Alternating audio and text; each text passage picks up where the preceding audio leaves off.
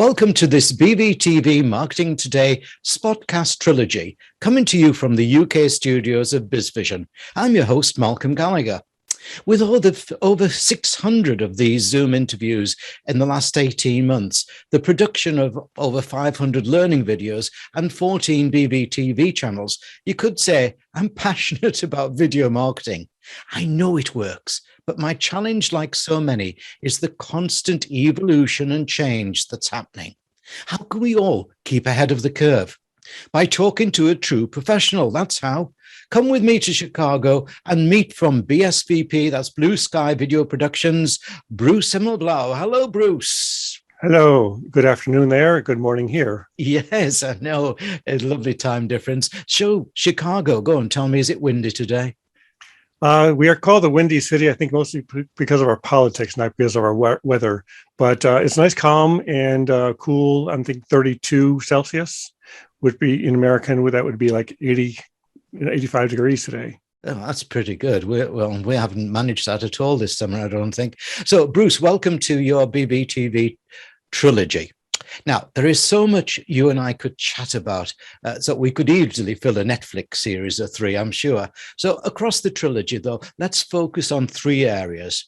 In episode 2, we'll discuss live streaming. In episode 3, I want to discuss platforms and especially YouTube marketing. But in this episode, number 1, I want to ask you about the value of video marketing in a multi-layered question. So that question is, what makes for a persuasive business video? Do you have an essentials checklist that everyone, no matter the purpose of the video, needs to consider? How does BSVP help marketers meet the strategic challenge of video? Well, a lot of questions there. Yes. I get my value. I think it's easier. Yes, it's definitely easier. First of all, whenever doing this professionally, when you're asking questions to a non-professional, as we run into quite often with these business videos, is you don't want to give them a multi-layered question because they're not going to remember all 3. They're only remember a little bit. And there's a great saying, professionals get better, amateurs don't. So you want to kind of get their working with business owners, you want to get their best take first. So when asking them a question, basically, I feel that testimonials work so much better than a owner of a business bragging about who he is and what he does. Yeah. Another saying I love is, if you say it, it's bragging, but if your customer says it, it's a testimonial. Mm-hmm. And so if you notice a lot of the advertisements, you don't have a business owner up there saying, "Hi, I am Joe, business owner, and come to my business because we do the best work." You get your favorite customer to come in and says, "I visit Joe's business every day because he is the best." Yeah. Do you think it's also one of the reasons of that, apart from the impartiality, is that the potential customer visualizes themselves as that customer making the testimonial? Absolutely. Because you're trying to put it in the perspective of the customer, of the buyer. Yeah.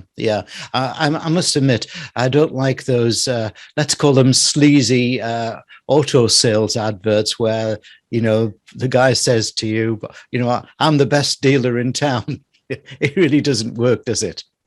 Right. Well, again, from the very beginning of television here in the US and even in the UK, I know BBC doesn't have commercials, but I think it was like Channel 4 does. So advertisements on television started way back in the 50s here. And it is mostly, you had people like Milton Berle. And if you don't know who Milton Berle is, Google it. And he was doing the Texaco Star Theater. And so he would be promoting Texaco, which is a gas station here in the country. And you would have them, the star of the show being the spokesperson for the product. And then the product would then in turn sponsor and pay for the show. So you can still do that today, especially with YouTube. You don't have to rely on having a multi-million-dollar broadcast studio. You can do it these days with your phone. Yeah. And don't I know it? No. So listen, is there a lot of difference between a corporate video and, shall we say, just a general promotional video that a smaller business would make? Well, I think the number one difference is the budget. Mm. Usually a corporate video is a company that's making either 100 million or more. And they've got a budget, usually 10% of their gross sales. And a small business who's only making $100,000, $200,000 a year doesn't have the same budget. So, but on both ends, we're pretty much using the same equipment. It's just the number of additional accessories that we bring in. On a small business video, we're producing those very affordably.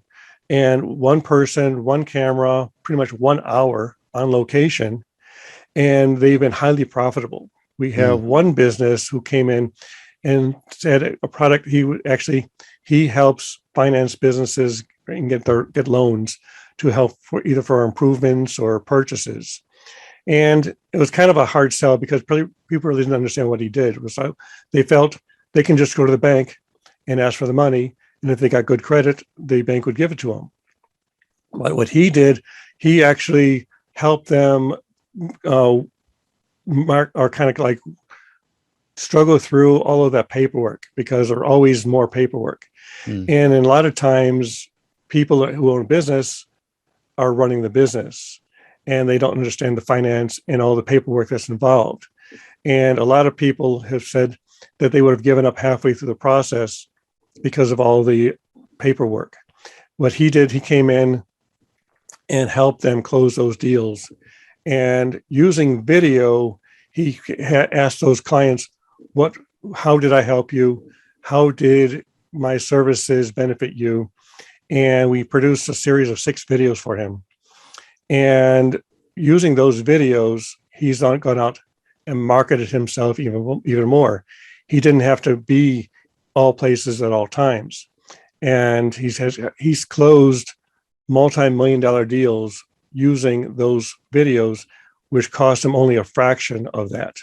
Brilliant. Now, what was really interesting about what you were just saying there, apart from obviously the tremendous success that you've achieved for him, was the fact that there was a series. And, you know, it's well known in email, for example, that the most effective ones are the sequence of emails. So are you saying that a sequence of videos works exactly the same? Well, a lot of times is you can't hit 100% of the people or 100% of your audience with a single video. You've got different fractions of your audience. So while one video will basically be targeted towards, let's say, men, middle-aged men in the northern counties, you can have a second video that is geared towards Londoners. Here in the States, Chicago is different from the suburbs and different from New York. And so one video does not appeal to everybody. Yeah, excellent. Well, obviously, what we've got here is a trilogy, so we're on our way, aren't we? Thanks, Bruce. Now, let me remind our audience of your URL or your website address, which is, obviously, viewers, you can see on the screen behind me, but for listeners, let me spell it out. And it's very simple. It's B for Bertie, B, S for sugar, V for victory, and P for Peter, BSVP, BSVP.com.